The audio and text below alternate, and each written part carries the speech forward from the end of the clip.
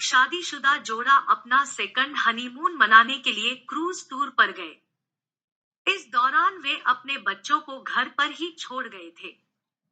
बदनसीबी से खराब और बहुत ही तूफानी मौसम के कारण क्रूज शिप डूबने लगी।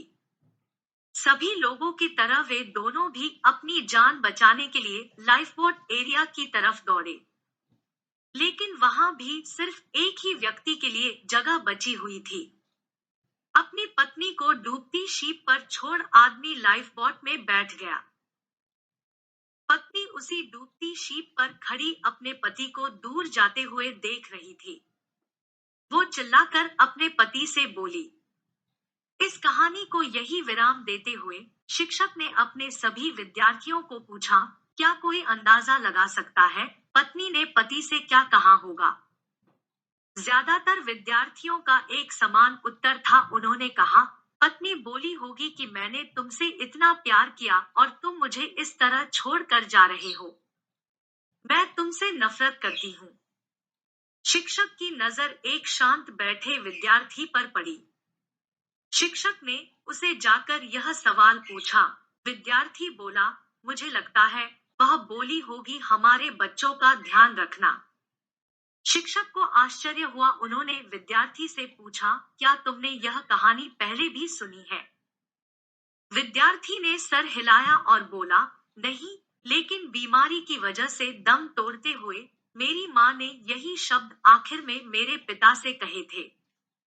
शिक्षक ने उस विद्यार्थी को सही जवाब देने के लिए शाबाशी दी।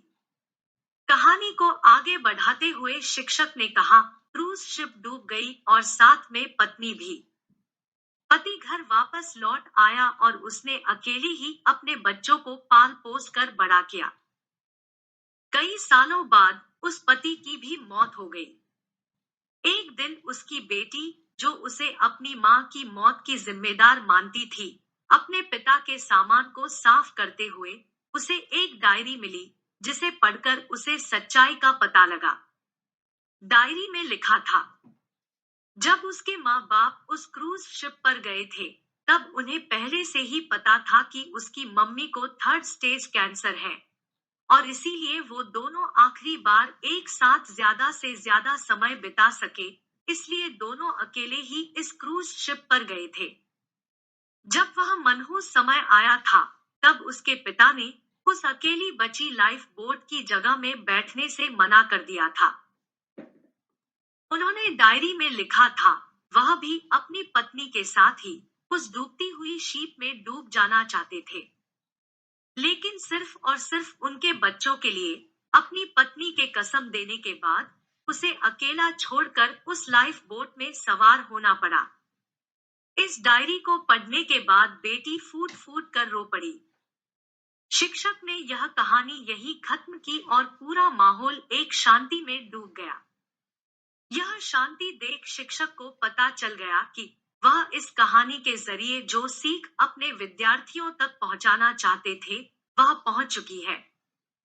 इस दुनिया में अच्छे और बुरे हर तरह के लोग हैं, लेकिन कभी कभी परिस्थितियां ऐसी विकट हो जाती है कि आप बुरे या अच्छे का फैसला नहीं कर पाते। इसीलिए कभी भी हमें कोई भी फैसला लेने में जल्दबाजी नहीं करनी चाहिए। सिर्फ बाहरी चीजों को जान लेने से किया गया फैसला कभी भी सही नहीं हो सकता। बिना किसी जांच पड़ताल के और बिना दूसरों का पॉइंट ऑफ व्यू समझे फैसला नहीं करना चाहिए।